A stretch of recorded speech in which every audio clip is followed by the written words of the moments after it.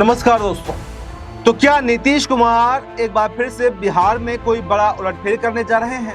और क्या नीतीश कुमार अब एनडीए से उब चुके हैं? और क्या इंडिया गठबंधन में आने का मन भी वो बना चुके हैं?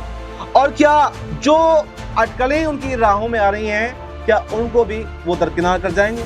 क्या जो पार्टी के कुछ नेता कहा जाता है कि बीजेपी के इशारों पर काम कर रहे हैं, क्या उनको भी ठिकाने लगाने की तैयारी जो है वो नीतीश कुमार कर चुके हैं? जी हाँ दोस्तों, लगातार ये खबरें आ रही हैं कि नीतीश कुमार एक अनुभवी नेता हैं और उन्होंने कई बार पहले भी बीजेपी को पटखनी दी है। इसलिए वो बीजेपी के मंसूबों को पहचान चुके हैं कि बीजेपी ना तो उनको ज्यादा सीटें देने के मूड में है और ना ही उनको सीएम बनाएगी। वो बीजेपी को अच्छे से जानते हैं और वो ये भी जानते हैं कि महाराष्ट्र में बीजेपी ने एकनाथ शिंदे के साथ में क्या किया। ऐसे में नीतीश कुमार ने भी अब कमर कस ली है और नीतीश कुमार लगातार बैठकों पर बैठकें कर रहे हैं। अपने विधायकों, अपने सांसदों, अपने कार्यकर्ताओं, अपने पदाधिकारियों, सब लोगों से नीतीश कुमार एक के बाद एक, इतनी गर्मी होने के बावजूद 40 डिग्री के पारे में इस उम्र में वो बैठकें कर रहे हैं। वहीं नीतीश कुमार ये बैठकें कर रहे हैं जिन पर ये आरोप लगाए जाते हैं कि नीतीश कुमार का मानसिक संतुलन ठीक नहीं है। वहीं नीतीश कुमार ये बैठकें कर रहे हैं जिनका सेहत को लेकर, जिनके स्वास्थ्य को लेकर खुद बीजेपी हो या फिर एनडीए के दूसरे सहयोगी दल हो, वो सवाल खड़ा करते हैं। आखिर ऐसा क्या हुआ कि नीतीश कुमार का मन जो है वो अब एनडीए से उब चुका है? दरअसल आपको बताएं कि नीतीश कुमार की एक ही प्रायोरिटी रहती है और वो है सीएम कुर्सी।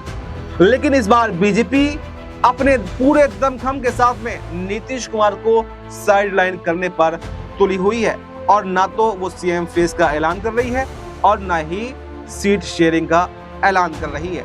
कई बार नीतीश कुमार ने सीट शेयरिंग को लेकर बात करनी चाहिए। अभी जब वो दिल्ली आए थे 24 और 25 मई को, तो पहले उन्होंने नीति आयोग की बैठक का बहिष्कार कर दिया। उसके बाद में अगले दिन एनडीए शासित राज्यों के मुख्यमंत्रियों की बैठक थी, उसमें वो पहुंचे तो जरूर, मोदी जी से कुछ कहना चाह रहे थे और ऐसा उसमें साफ साफ लग रहा था शायद नीतीश कुमार ये कहना चाह रहे हो कि भैया हमें बता दीजिए कि बिहार में आप हमें कितनी सीटें देंगे, या भैया हमें बता दीजिए आप कि बिहार के अंदर सीएम हमें बनाएंगे कि नहीं बनाएंगे, या फिर हम अपना रास्ता देख लें। लेकिन मोदी जी उसको ऐसे इग्नोर कर रहे थे जैसे एक छोटे बच्चे की बात को जो वो जिद करता है उसको इग्नोर कर दिया जाता है। लेकिन नीतीश कुमार बच्चे नहीं है, ये शायद मोदी जी भूल गए।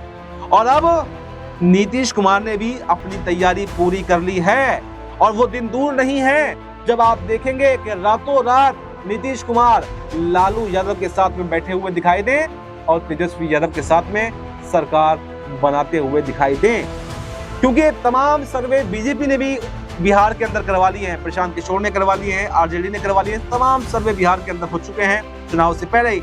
उन तमाम सर्वों में सबसे ज्यादा पसंद मुख्यमंत्री के तौर पर अगर कोई है तो वो तेजस्वी यादव बैठ रहे हैं और दूसरा नंबर अभी भी अगर कहें तो नीतीश कुमार का है। और नीतीश कुमार ये चाहते हैं कि दूसरे नंबर से छोड़कर ये पहला नंबर बन जाए, तो उसके लिए उनको इंडिया गठबंधन में जाना पड़ेगा। बिहार के अंदर बीजेपी के पास में कोई चेहरा नहीं है जिसको वो मुख्यमंत्री बना सके। हालांकि विजय सिन्हा का नाम सामने आया, सम्राट चौधरी का नाम सामने आया, लेकिन अभी तक कोई भी स्पष्टीकरण नहीं दिया गया, ना ही कोई ऐलान जो है वो यहाँ पर किया गया। यानी गोलमाल करने की कोशिश पूरी की पूरी की जा रही है। क्योंकि महाराष्ट्र के अंदर इन्होंने क्या किया था, महाराष्ट्र के अंदर एकनाथ शिंदे मुख्यमंत्री थे, उनके नेतृत्व में चुनाव लड़ा जाता है और भरपूर सीटें जो हैं वो बीजेपी अपने कोटे में रखती है, जबकि सहयोगियों को वो सीटें नहीं देती है। और वहां पर आंख मूंद कर एकनाथ शिंदे यहाँ पर भरोसा बीजेपी पे कर लेते हैं। वहीं पर बीजेपी चुनाव के नतीजे आने के बाद में अपनी बात से मुकर जाती है और अपना ही मुख्यमंत्री महाराष्ट्र के अंदर बना देती है, जिससे काफी ज्यादा सीख जो है वो पॉलिटिकल पार्टीज ने ली।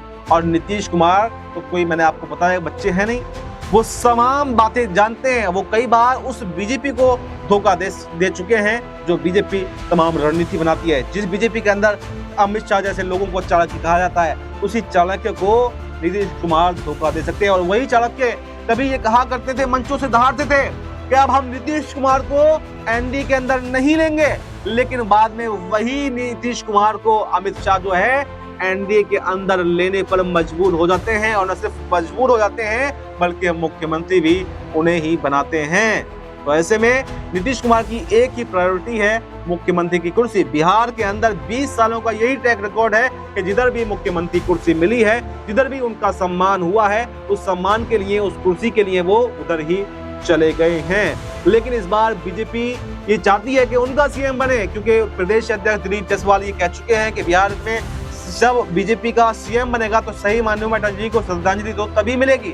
इसके अलावा यहाँ पर मुख्यमंत्री हरियाणा के कह चुके हैं कि इस बार सम्राट चौधरी मुख्यमंत्री बनेंगे। उसके अलावा मनोज तिवारी हैं, वो कह चुके हैं कि मुख्यमंत्री चिराग पासवान बनेंगे।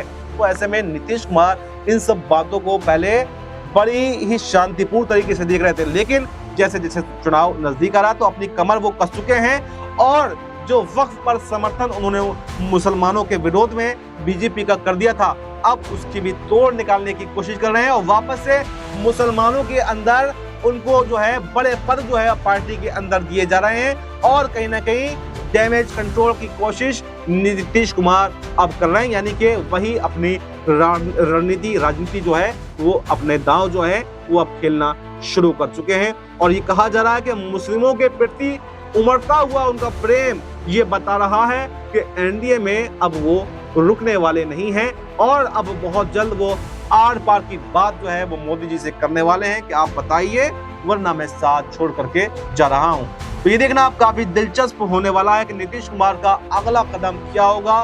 क्या वो अब मुसलमानों के समर्थन से इंडिया गठबंधन में चुनाव लड़ेंगे और अपनी गलती जो वक्त पर हुई थी उसको मान लेंगे, या फिर अगर एनडीए से कोई राहत भरी सांस उनको मिल जाती है तो वो अभी भी मुसलमानों के विरोध में खड़े रहेंगे। ऐसे में ये देखना भी काफी दिलचस्प होगा कि आखिर क्या जेडीयू के अंदर जो बीजेपी के इशारों पर काम कर रहे हैं लल्लन सिंह या कोई और नेता, क्या उनकी छुट्टी भी नीतीश कुमार करेंगे और उसके बाद में ही कोई बड़ा फैसला लेंगे। क्योंकि नीतीश कुमार के सामने एक चैलेंज है, एक चुनौती इस बार है कि कहीं उनकी पार्टी टूट ना जाए। क्योंकि उनके सामने उद्धव ठाकरे का भी एग्जाम्पल है। जब तक उद्धव ठाकरे बीजेपी के साथ में गठबंधन में थे तब तक सब कुछ ठीक था, लेकिन जैसे ही उद्धव ठाकरे ने कांग्रेस के साथ में जाकर गठबंधन किया, महाविकास आघाड़ी में गए, तो यहाँ पर उद्धव ठाकरे की नाक के नीचे से एकनाथ शिंदे को तोड़ लिया गया और एकनाथ शिंदे के रास्ते पर चल रहे हैं लल्लन सिंह। तो क्या नीतीश कुमार लल्लन सिंह को ठिकाने लगाकर ही इंडिया गठबंधन में जाएंगे और लल्लन सिंह के संपर्क में जो नेता हैं, क्या उनकी छुट्टी भी नीतीश कुमार जो है वो जेडीयू से कर सकते हैं? और क्या अब एनडीए को बड़ा झटका बिहार के अंदर लगने जा रहा है? ये देखना अब काफी दिलचस्प होने वाला है। और क्या इंडिया गठबंधन एक बार फिर से बिहार के अंदर सरकार बनाएगा? फिलहाल इस रिपोर्ट में इतना ही। इस रिपोर्ट पर आपकी क्या राय है, कमेंट बॉक्स में अपनी राय जरूर दें और हमें दीजिए इजाजत। नमस्कार।